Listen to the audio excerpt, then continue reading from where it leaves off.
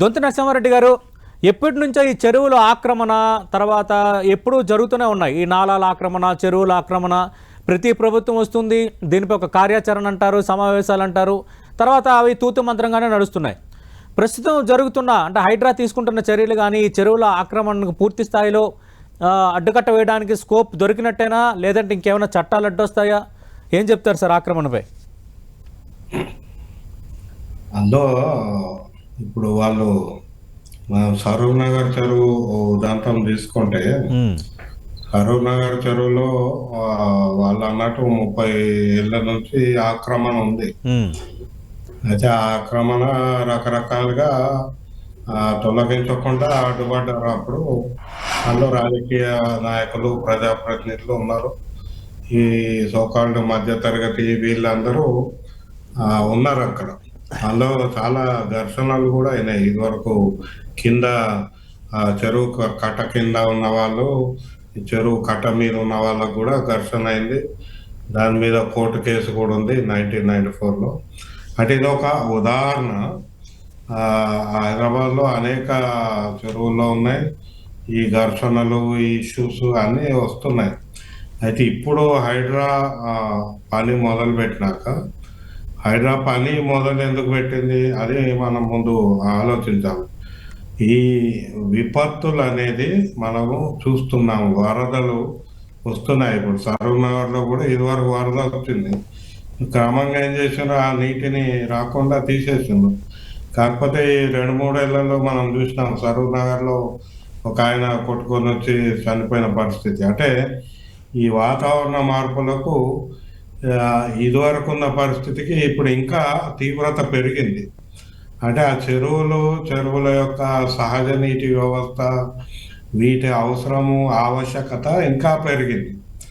ఈ వాతావరణ మార్పుల నేపథ్యంలో, ఈ కుంభవృష్టి వర్షాల నేపథ్యంలో ఇప్పుడు హైడ్రా కొంత చెరువులను మళ్ళీ పునరుద్ధరించే ప్రయత్నం మొదలుపెట్టిన క్రమంలో అనేక సమస్యలు వస్తున్నాయి.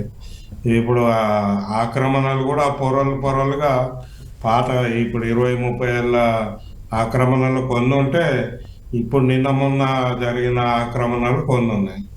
సో ఇప్పుడు అన్నిటికీ ఒకే ఘటన కట్టాలన్నా, దాంట్లో విధి విధానాలు మార్చాలన్నా అనేది క్రమంగా మనకు పరిస్థితి బట్టి హైడ్రా ఆ నిర్ణయం తీసుకోవాల్సి వస్తుంది. కానీ వీళ్ళ పేరు మీద, ఇప్పుడు ఈ 30 ఏళ్ళ కాలంలో ఉన్న వాళ్ళ పేరు మీద ఇప్పుడు ఫ్రెష్గా చెరువుల ఆక్రమణను సరిపోల్చి ఇది సరైందే, వాళ్ళని ఏం చేయలేదు కాబట్టి వీళ్ళని ఏం చేయలేము అనే వాదన తెస్తే మాత్రం అది కరెక్ట్ కాదు. ఓకే, ఈ గత 20-30 ఏళ్లలో తెలిసి చేసిన వాళ్ళు, కనపడుతున్న వాళ్ళు, వీళ్ళు తెలిసి కూడా ఆక్రమించిన వాళ్ళు ఉన్నారు చాలా మంది. కాబట్టి ఇప్పుడు ఎవరైతే మాట్లాడుతున్నారో వాళ్ళు స్పష్టంగా సరూర్ నగర్ గురించి, ఆ స్పెసిఫిక్ కేసు గురించి మాట్లాడితే అందులో ఏదన్నా అన్యాయం ఉంటే దాన్ని సరి చేయాల్సిన. అబ్సల్యూట్లీ నరసింహారెడ్డి గారు, కేవలం సరూర్ నగరే కాకుండా నగర పరిధిలో ఉన్న 10 ప్రముఖ చెరువులు ఏ స్థాయిలో ఆక్రమణకు గురయ్యన్న అంశానికి సంబంధించి టండి అందిస్తున్న డ్రైవ్ ఖచ్చితంగా మనం మిగతా అంశాలు కూడా మాట్లాడదాం. కానీ ఇందాక మనకు తెలుసు, లుబ్నా గారు ప్రస్తావించిన ఒక అంశం, ఒక కీలకమైనది ఏంటంటే చాలా చెరువుల్లో ఈ సుందరీకరణ పేరుతోని, తర్వాత ఈ వాకింగ్ ట్రాక్స్ పేరుతోని ప్రభుత్వాలే వాటిని కొంత రోడ్డు వర్క్స్ చేయటము, అలాగే రోడ్లు వేయటం. ఫర్ ఎగ్జాంపుల్ మనం ఇప్పుడు చూసిన హత్తిగూడ చెరువులో అది చెరువు ప్రాంతం పైనుంచి ఆల్రెడీ రోడ్డు ఉందని చెప్తున్నారు చాలా క్లియర్ కట్గా. మరి ఇప్పుడు దీన్ని ఏం చేయాలి? ఒకటి బయట వాళ్ళు కబ్జాలకు అవ్వటం, రెండోది బయట వాళ్ళు ఆక్రమించటం, మూడోది స్వయంగా తప్పని తెలిసి కూడా ప్రభుత్వ విభాగాలే అక్కడ పనులు చేయటం. ఈ మూడో దాన్ని ఎట్లా పరిష్కరించవచ్చు? ఇక్కడ హైదరాబాద్లో మన సరూర్ నగర్ నుంచి ఇప్పుడు మీరు చెప్తున్న మన్సూరాబాద్ దగ్గర చెరువు కూడా, ఇవన్నీ మనం ప్రభుత్వం పేరు చెప్తున్నాం కానీ అక్కడ ఉన్నది ఏంటి, ఎన్నిక అయిన ప్రజాప్రతినిధులు, రియల్ ఎస్టేట్ అధికారులు, వీళ్ళు కుమ్మక్కై ఇవి చేసిండ్రు. సో అక్కడ అక్కడ ప్రభుత్వమే నిర్ణయించింది. కాకపోతే ప్రభుత్వం అనేది మనం అట్లా వాడుకుంటున్నాం. ఇప్పుడు సరూర్ నగర్లో వాళ్ళే ఇప్పుడు చెప్తున్నారు. ఇప్పుడు 30 ఏళ్ళ ఆక్రమణ వల్ల అక్కడ ఇప్పుడు కాలుష్యం ఏర్పడింది, దోమలు వస్తున్నాయి. వర్షం పడినప్పుడల్లా వాళ్ళు బిక్కు బిక్కుమని చూసే పరిస్థితి వచ్చింది. ఇప్పుడు అది మన్సూరాబాద్లో కూడా మనకి ఈ మధ్య జరిగింది అది. అంటే ఈ ఈ 20-30 ఏళ్ళ కాలంలో ప్రజలే చూస్తున్నారు. వాళ్ళ ముందే సమస్య ఒక రకమైన సమస్య నుంచి ఇంకో రకమైన సమస్యగా మారుతున్నది చెరువుల పరిస్థితి. దీన్ని మార్చాలంటే చెరువులను పునరుద్ధరించాల్సిందే. కాకపోతే దీనికి కారణం ఎవరు, దీని వల్ల బాధపడేది ఎవరు, వీటి మీద మనం చర్చ జరిపి ప్రత్యేకంగా స్పెసిఫిక్గా ఒక్కొక్క దానికి ఒక్కొక్క ప్రణాళిక చేయాల్సిన అవసరం నాకు కనపడుతుంది. మనం సాధారణంగా ఇక్కడ జరిగింది అక్కడ అప్లై చేయలేము, అక్కడ జరిగింది ఇక్కడ అప్లై చేయలేము. ఎక్కడ చూసినా కూడా కబ్జా అనేది జరిగింది, అందులో అనుమానం లేదు.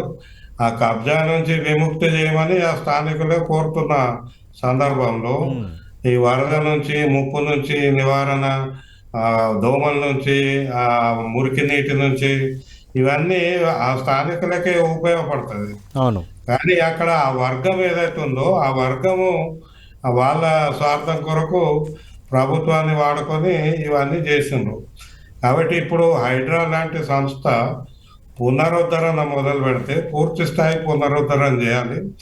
అందులో అన్యాయంగా కాకుండా ఎవరైతే ఉన్నారో అమాయకులు ఉన్నారో కాపాడే వ్యవస్థ కూడా అందులో ఒక విధానం కూడా పెట్టుకొని చేయాల్సి ఉంటుంది. ఓకే నరసింహారెడ్డి గారు, అంటే ఇప్పుడు హైడ్రా ఇనిషియేటివ్ తీసుకోవటం, ఆక్రమణలకు గురయ్యాయి, కబ్జాలు గురయ్యాయి అని క్లియర్గా మనకు పిక్చర్ అర్థమవుతుంది. అసలు చట్టాలు ఏం చెప్తున్నాయి? ఎందుకు సీరియస్ చట్టాలు దీని మీద ఏమైనా లేవా? ఎందుకు అసలు ఏ భయం లేకుండా చాలా ఈజీగా ఈ స్థాయిలో ఆక్రమణలకు పాల్పడుతున్నట్టు? చట్టాలు ఉన్నాయి కాబట్టి ఇప్పుడు హైడ్రా అమలు చేయబోతుంది. అమలు చేస్తున్న క్రమంలో ఈ ఆక్రమణదారులు భయపడుతున్న పరిస్థితి చూస్తున్నాం. సో చట్టాలు ఉన్నాయి, చట్టాలు అమలు చేయాలి. అయితే ఇదివరకు అమలు చేయక లేదా అటు ఇటు చూసి అవినీతి వల్ల మనకి ఇట్లాంటి ఆక్రమణలు అవుతున్నాయి. చాలా సమస్యలు ఉన్నాయి. ఇప్పుడు వేల చెరువుల నుంచి మనం వందల చెరువులకు వచ్చినాము అంటేనే అక్రమంగా అనుమతులు లేకుండా కొన్ని సగం అనుమతులు అన్ని రకరకాల వివిధ రకాల ప్రయత్నాలతోటి చెరువు ఆక్రమణలు జరిగిపోయినాయి.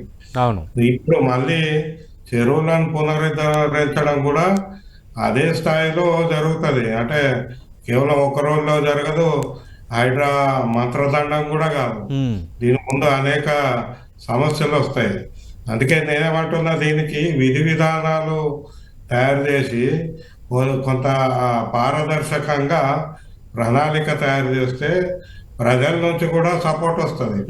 ఇప్పుడు ప్రజల సపోర్ట్ ఉంటేనే హైడ్రా ముందుకెళ్ళగలుగుతుంది.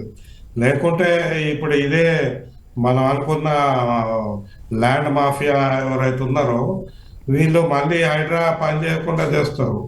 హైడ్రా పని చేయకుంటే చెరువుల పునరుద్ధరణ జరగదు. మళ్ళీ మనకు వరద వచ్చినప్పుడల్లా ఆ గ్రామం కానీ, ఆ కాలనీ కానీ, ఆ ఊరు కానీ ఇబ్బందుల్లో పడుతుంది. అనేక ప్రాణ నష్టం, ఆస్తి నష్టం జరుగుతుంది. కాబట్టి ఆ పరిస్థితి నివారించాలంటే హైడ్రా పనిచేయాలి. హైడ్రా పనిచేయాలంటే పారదర్శకత అవసరము. పారదర్శకంగా చేస్తేనే ప్రజల నుంచి మద్దతు ఉంటుంది. చట్టాలు ఉన్నాయి, ఇప్పుడు ప్రజల మద్దతు కావాలి మనకి.